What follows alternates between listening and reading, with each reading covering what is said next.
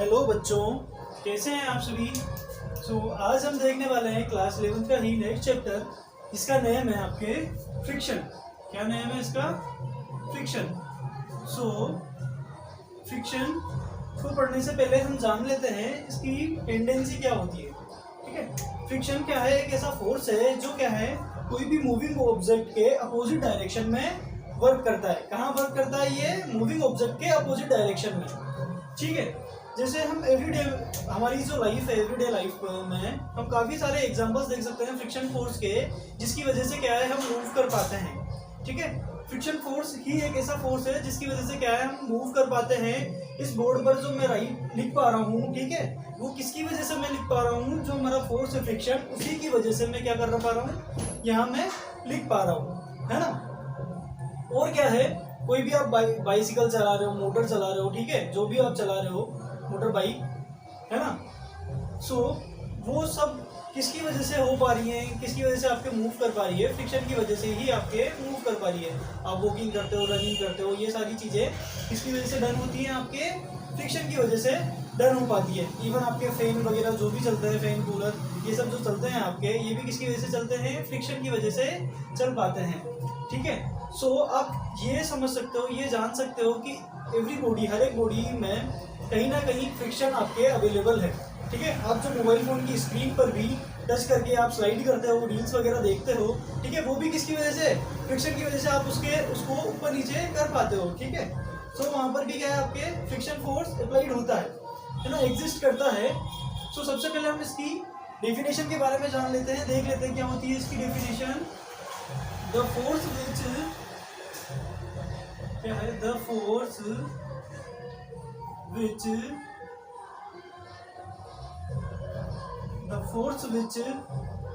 tends to move, the force which opposes, the force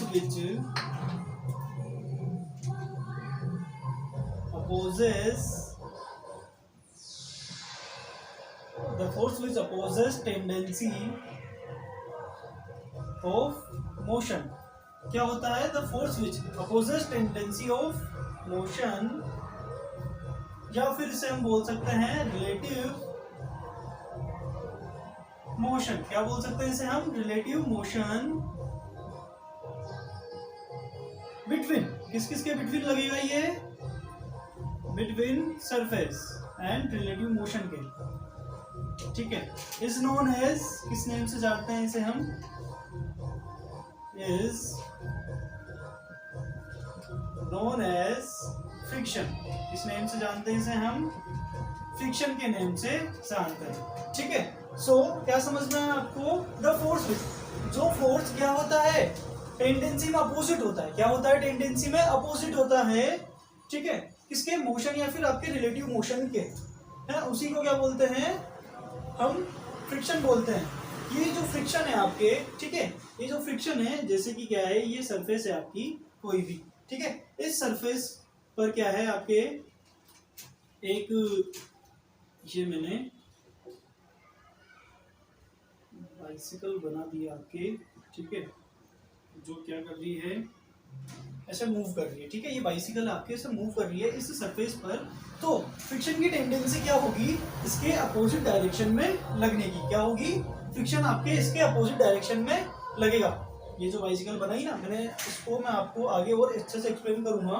ठीक है, इसके रियर वाले व्हील में और इसके फ्रंट वाले व्हील में जो फ्रिक्शन फोर्स लग रहा है वो क्या है? अगर ये पेडलिंग करेगा तो दोनों फोर्सेस क्या है? अपोजिट डायरेक्शन में लगेंगे। रियर वाले व्हील में फ्रिक्शन फोर्स आगे की तरफ लगेगा और फ्रंट वाले व्हील में फ्रिक्शन फोर्स पीछे की तरफ लगेगा।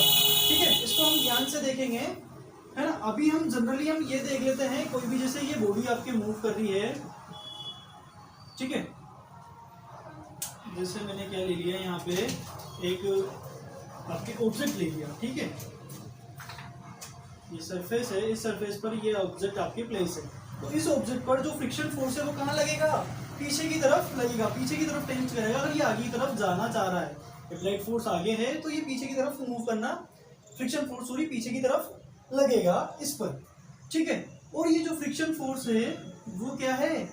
ये क्या है? इस सरफेस के पैरेलल है। क्या है? इस सरफेस के पैरेलल है। ये जो फ्रिक्शन फोर्स है सरफेस के क्या है आपके पैरेलल है, ठीक है। सो हम देख लेंगे टाइप ऑफ फ्रिक्शंस के बारे में, इसके बारे में पढ़ेंगे हम। टाइप ऑफ फ्रिक्शन के बारे में देख लेते हैं हम। टाइप ऑफ फ्रिक्शन, जैसे आपके फ्रिक्शन कितने टाइप का होता है, ठीक है। तो फर्स्टली हम क्या पढ़ेंगे इसमें, फ्रिक्शन, कौन सा फ्रिक्शन पढ़ेंगे फर्स्टली हम, स्टैटिक फ्रिक्शन। कौन सा फ्रिक्शन पढ़ेंगे भाई, स्टैटिक फ्रिक्शन, ठीक है, स्टैटिक फ्रिक्शन। सेकेंडली हम क्या पढ़ेंगे, लिमिटिंग फ्रिक्शन। क्या पढ़ेंगे, लिमिटिंग फ्रिक्शन, लिमिटिंग फ्रिक्शन पढ़ेंगे, लिमिटिंग फ्रिक्शन देखेंगे सेकेंडली हम। और थर्डली एंड मोस्टली क्या देखेंगे हम, हमारा स्टैटिक फ्रिक्शन। क्या देखेंगे, सॉरी, स्टैटिक फ्रिक्शन नहीं है ये, इसको हम बोलेंगे काइनेटिक फ्रिक्शन, काइनेटिक फ्रिक्शन या फिर डायनेमिक फ्रिक्शन, ठीक है। क्या बोलते हैं इसे हम, काइनेटिक फ्रिक्शन या फिर इसको हम बोलेंगे डायनेमिक फ्रिक्शन, ठीक है। क्या बोलेंगे इसे, डायनेमिक फ्रिक्शन। तो ध्यान देने वाली बात यह है, तीनों को अलग अलग फ्रिक्शन को हम 3 पार्ट में डिवाइड करते हैं अलग अलग तरीके से, ठीक है। तो देखते हैं हम इसमें क्या है, स्टैटिक फ्रिक्शन में क्या होता है, लिमिटिंग फ्रिक्शन में क्या होता है और काइनेटिक फ्रिक्शन में क्या होता है। देखो ये जो स्टैटिक और लिमिटिंग फ्रिक्शन है, यहाँ पर बॉडी क्या है, मूव नहीं करेगी, ये अपने स्टेट में ही रहेगी, ठीक है, यहाँ मूव नहीं करेगी। बट काइनेटिक फ्रिक्शन में क्या है, बॉडी आपके मूव करने लगेगी, ये मोशन में रहेगी यहाँ पर, बट यहाँ पर मोशन में नहीं रहेगी, ठीक है। सो हम देख लेते हैं सबसे पहले स्टैटिक फ्रिक्शन के बारे में। फर्स्टली मैं इसको सबको इरेज कर देता हूँ। सो फर्स्टली हम किसके बारे में जानेंगे, किसके बारे में देखेंगे, स्टैटिक फ्रिक्शन के बारे में देख लेते हैं, ठीक है। फर्स्टली और उसकी डेफिनेशन भी हम लिख लेंगे।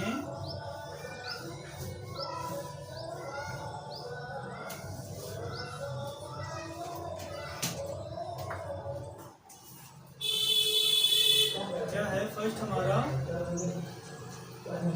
स्टैटिक फ्रिक्शन, क्या है हमारे static friction.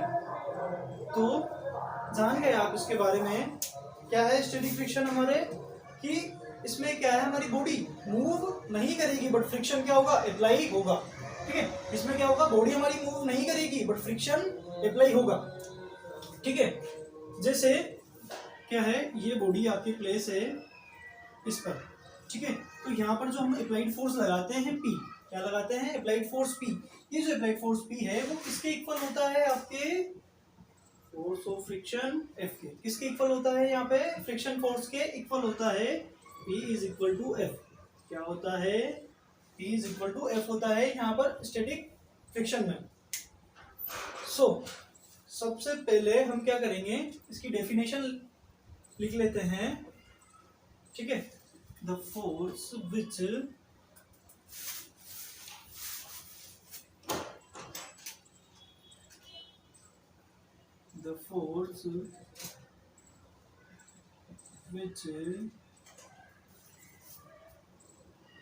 the force which opposes to tendency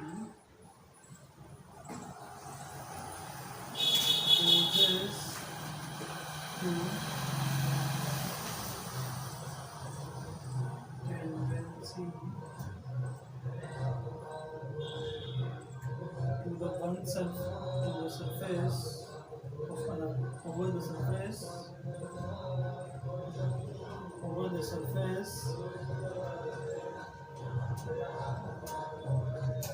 to another, over the surface to another, the force which opposes tendency over the surface to another। But लेकिन क्या है यहाँ पर, एक्चुअल मोशन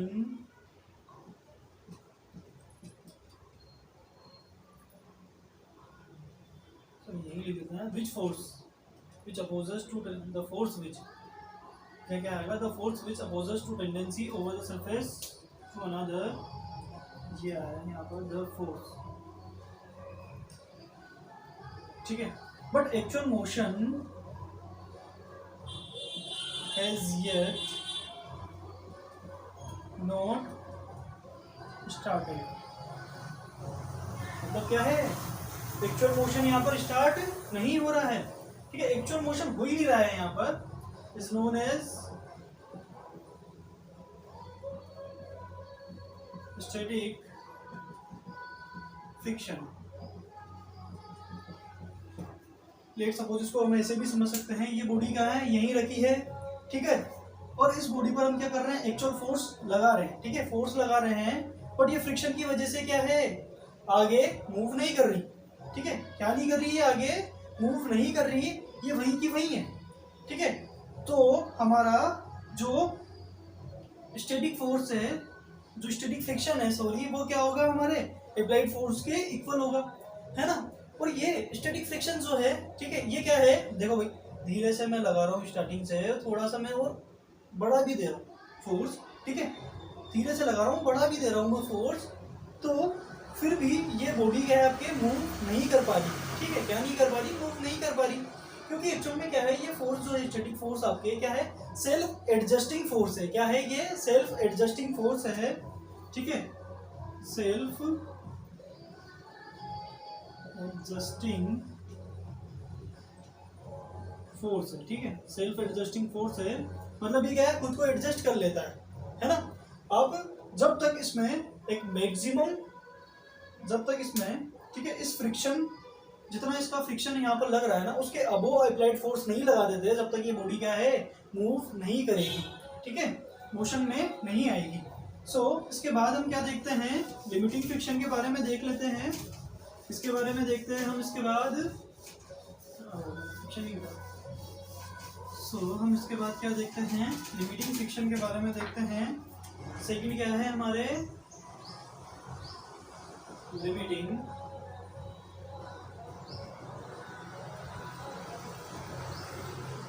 लिमिटिंग फ्रिक्शन,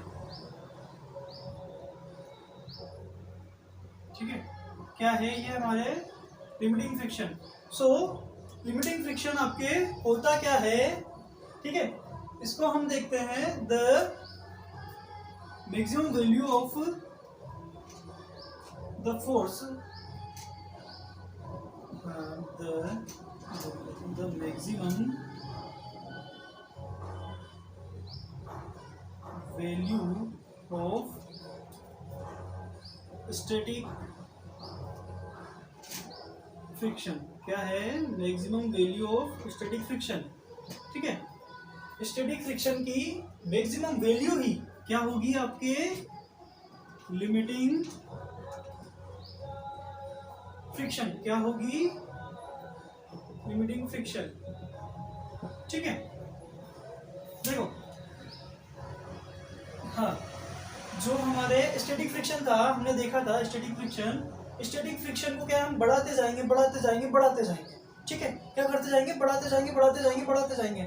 इसको एक ऐसे लेवल पे हम बढ़ा देते हैं जब बॉडी क्या करना चाहेगी, आपके मूव करना चाहेगी, ठीक है। उस फ्रिक्शन के अमाउंट को, जो उस पर फ्रिक्शन लग रहा है, उस फ्रिक्शन के अमाउंट से अगर हम ज्यादा अप्लाइड फोर्स लगा देते हैं, तब बॉडी क्या आ जाएगी, आपके मोशन में आ जाएगी, ठीक है। देन तो ये वो वाला फ्रिक्शन है जहां पर वो मैक्सिमम वैल्यू किसकी, स्टैटिक फ्रिक्शन की मैक्सिमम वैल्यू, स्टैटिक फ्रिक्शन की मैक्सिमम वैल्यू क्या है, जब तक बॉडी आपके मूव नहीं कर रही है, एक्चुअल में आपके बॉडी मूव नहीं कर रही है, वही क्या है, लिमिटिंग फ्रिक्शन की मैक्सिमम वैल्यू है, ठीक है। उसी को हम क्या बोलेंगे, लिमिटिंग फ्रिक्शन बोलेंगे, कि जब तक आपकी बॉडी मूव नहीं कर रही है और तब तक हम क्या है, फोर्स अप्लाइड कर रहे हैं, ये यहाँ से अप्लाइड करते करते यहाँ तक पहुंच गए हाईएस्ट लेवल तक, ठीक है। अब इसके बाद हम और फोर्स लगाएंगे, ठीक है, जैसे ये ग्राफ है हमारा 1 2 3 4, ये 4 के बाद में अगर हम और फोर्स लगाते हैं 4 न्यूटन के बाद में, तो बॉडी क्या करने लग जाएगी, आपके मूव करने लग जाएगी, बॉडी आपके मोशन में आ जाएगी। तो ये 4 तक की जो मैक्सिमम वैल्यू है, उसी को हम क्या बोलेंगे, लिमिटिंग फ्रिक्शन बोलेंगे हमारा, ठीक है। क्या बोलेंगे इसे हम, लिमिटिंग फ्रिक्शन बोलेंगे। तो ध्यान से देखना, लिमिटिंग फ्रिक्शन क्या होता है हमारे, लिमिटिंग फ्रिक्शन हमारे नॉर्मल रिएक्शन के प्रोपोर्शनल होता है। क्या होता है लिमिटिंग फ्रिक्शन हमारे नॉर्मल रिएक्शन के प्रोपोर्शनल। और नॉर्मल रिएक्शन आपके होता क्या है, जैसे ये बॉडी इस पर रखी है, ठीक है, तो इसके सरफेस और इसके बिटवीन, बॉडी के बिटवीन क्या रहेगा, एक नॉर्मल रिएक्शन रहेगा। ऊपर की तरफ ये आर रहता है और नीचे की तरफ इस पर क्या लगता है, एक फोर्स, जिसको हम क्या बोलते हैं, जिससे हम mg से डिनोट करते हैं, ठीक है। ये mg ही इस लिमिटिंग नॉर्मल रिएक्शन के क्या होता है, इक्वल होता है। यहाँ अप्लाइड फोर्स P है, यहाँ आपके फ्रिक्शन फोर्स F है, ठीक है। ये बॉडी यहाँ पर रखी है, तो ये जो आपके R है, R को क्या बोलेंगे हम, इसको ही हम बोलेंगे नॉर्मल रिएक्शन, जो किसके इक्वल होता है, आपके mg के, ठीक है। सो हमारा जो लिमिटिंग फ्रिक्शन होता है FL, क्या होता है लिमिटिंग फ्रिक्शन FL, ये किसके प्रोपोर्शनल होता है, हमारे नॉर्मल रिएक्शन R के। इसके प्रोपोर्शनल होता है नॉर्मल रिएक्शन R के। देखो ध्यान से, इसको हम बता देते हैं आपको, नॉर्मल रिएक्शन R, ठीक है। देन यहाँ से जैसे ही हम क्या हटाएंगे, प्रोपोर्शनल का साइन हटाएंगे, तो क्या आ जाएगा, म्यू एस। म्यू एस क्या होता है हमारे, mu s is equal to coefficient of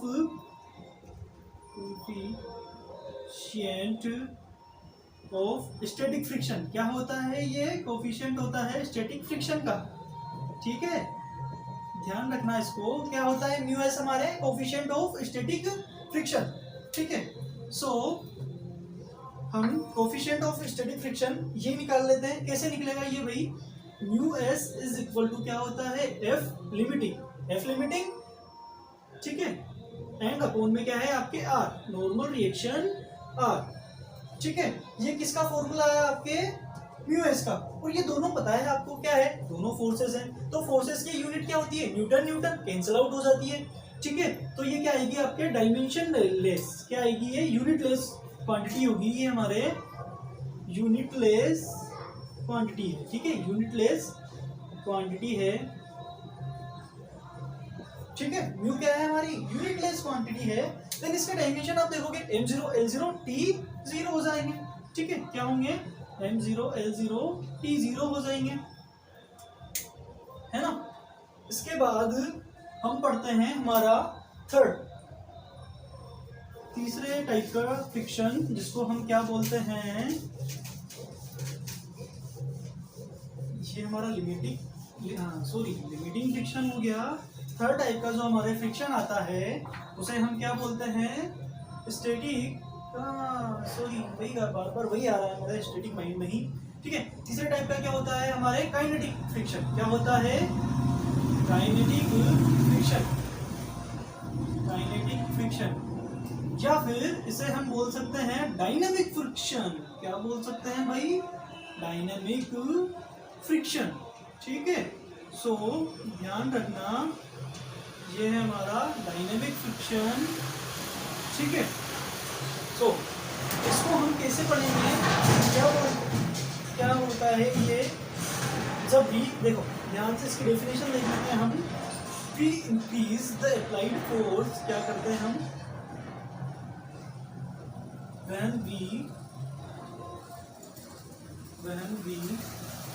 increase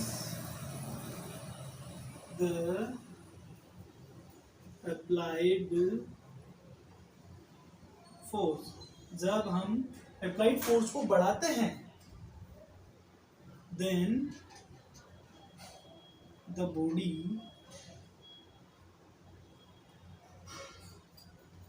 is in motion। तो बॉडी किस में आ जाती है, आपके मोशन में आ जाती है। बॉडी किस में आ जाती है, आपके मोशन में आ जाती है। then the body is in motion, the friction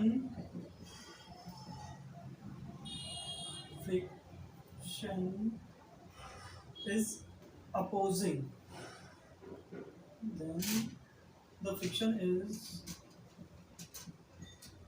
opposing, ठीक है। फ्रिक्शन क्या है, आपके अपोजिंग डायरेक्शन में है।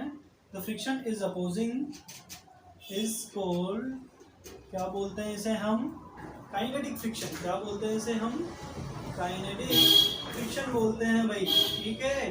तो ध्यान देना है हमें, काइनेटिक फ्रिक्शन होता क्या है हमारा। देखिए क्या होता है when we increase the applied force, मैंने आपको बताया लिमिटिंग फ्रिक्शन में भी क्या है हम फोर्स को इंक्रीज करते जाते हैं, इंक्रीज करते जाते हैं, इंक्रीज करते जाते हैं, और जब तक कि आपकी बॉडी मोशन में नहीं आ जाती वो मैक्सिमम वैल्यू जहाँ तक वो, जिसके बाद में अगर वो एप्लाइड फोर्स हम बढ़ाएंगे तो किस में आ जाएगी, वो मोशन में आ जाएगी। तो वो मैक्सिमम वैल्यू को ही क्या बोलेंगे हम, स्टैटिक फ्रिक्शन की वो मैक्सिमम वैल्यू होती है, उसे ही क्या बोलेंगे हम, लिमिटिंग फ्रिक्शन बोलेंगे। ठीक है, और ये क्या होता है हमारे काइनेटिक फ्रिक्शन, जब तक हम क्या करते हैं when we increase the applied force, जब हम क्या करते हैं अप्लाइड फोर्स बढ़ाते हैं। ठीक है, सो क्या है इसके साथ साथ देखो आपके इसके साथ साथ आपके फ्रिक्शन फोर्स भी बढ़ता जाता है, अप्लाइड फोर्स बढ़ाते हैं तो फ्रिक्शन फोर्स भी बढ़ता जाता है। वो लिमिटिंग फ्रिक्शन वाली बात थी कि वो फोर्स भी बढ़ता जाता है। ठीक है, तो हम यहाँ देखते हैं सबसे पहले इसमें क्या है, अगर हम अप्लाइड फोर्स बढ़ाते हैं तो हमारे क्या होता है, ठीक है अप्लाइड फोर्स बढ़ाते हैं सो बॉडी क्या आ जाती है आपके मोशन में आ जाती है। अप्लाइड फोर्स बढ़ाया आपने और बॉडी किस में आ गई, आपके मोशन में आ गई, तो इसी को क्या बोलेंगे, फ्रिक्शन क्या होगा आपके उस बॉडी के अपोजिंग डायरेक्शन में, उस फ्रिक्शन को क्या बोलेंगे हम, काइनेटिक फ्रिक्शन बोलेंगे। तो अब ध्यान देना काइनेटिक फ्रिक्शन जो होता है हमारा एफ के, ठीक है ये क्या होता है डायरेक्टली आपके प्रोपोर्शनल किसके होता है, वही नॉर्मल रिएक्शन आर के प्रोपोर्शनल होता है। ठीक है, अब यहाँ पर हम जो प्रोपोर्शनल का साइन हटाएंगे, ठीक है क्या हटाएंगे हम, प्रोपोर्शनल का साइन हटाएंगे, तो क्या आ जाएगा हमारे एफ के इज इक्वल टू क्या आएगा, म्यू के, क्या आएगा हमारे एफ के इज इक्वल टू म्यू के आर, और म्यू के क्या होगा, काइनेटिक फ्रिक्शन का कोफिशिएंट क्या होगा, mu k is equal to coefficient of kinetic friction. ठीक है, क्या होगा ये काइनेटिक फ्रिक्शन का कोफिशिएंट होगा म्यू के, है ना। सो म्यू के आप यहाँ निकाल लोगे भाई, mu k is equal to क्या होगा, एफ के upon are, mu k is equal to क्या होगा, एफ के अपॉन आर।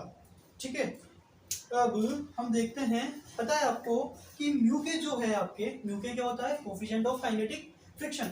ध्यान दीजिए mu k is less than होता है आपके म्यू एस के, क्या होता है म्यू के जो आपके काइनेटिक फ्रिक्शन का कोफिशिएंट है, ये क्या है इसको ध्यान से अच्छे से देखिए इसे, म्यू के जो क्या है आपके काइनेटिक फ्रिक्शन का कोफिशिएंट है वो किसके लेस देन होता है, आपके स्टैटिक फ्रिक्शन के कोफिशिएंट के लेस देन होता है। और ऐसा क्यों होता है भाई, तो ध्यान देने वाली बात है यहाँ पर, जब भी आपके फ्रिक्शन फोर्स लगता है, ठीक है फ्रिक्शन फोर्स क्या लग रहा है, इन दोनों बॉडी के बीच में फ्रिक्शन फोर्स लग रहा है, तो इन दोनों के जो इंटरेक्शंस है, ठीक है इन दोनों के जो इंटरेक्शन है वो क्या हो रहे हैं आपके, अच्छे इंटरेक्शन हो रहे हैं, ठीक है इन दोनों के बिटवीन, है ना।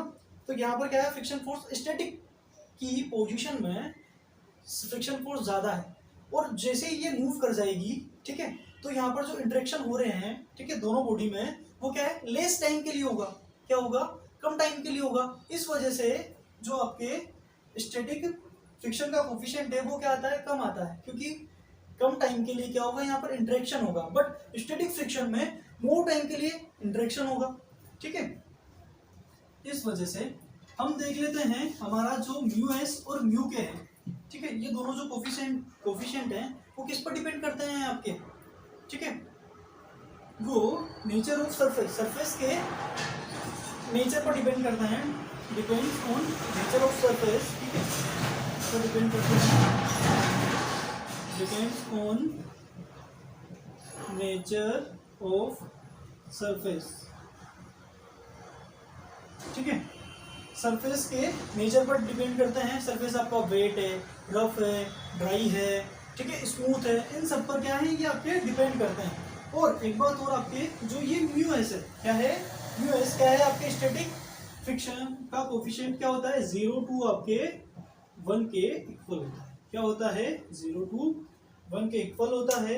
फिर इसके बाद में हमारे जो काइनेटिक फ्रिक्शन है इसके भी दो टाइप होते हैं आपके, एक तो स्लाइडिंग फ्रिक्शन और एक आपके रोलिंग फ्रिक्शन है। सो उसको हम नेक्स्ट क्लास में डिस्कस करेंगे। यहाँ तक के लिए इतना ही। वीडियो अच्छा लगे तो लाइक करें, शेयर करें एंड चैनल को सब्सक्राइब करें। And thank you so much watching my video. Okay, thank you.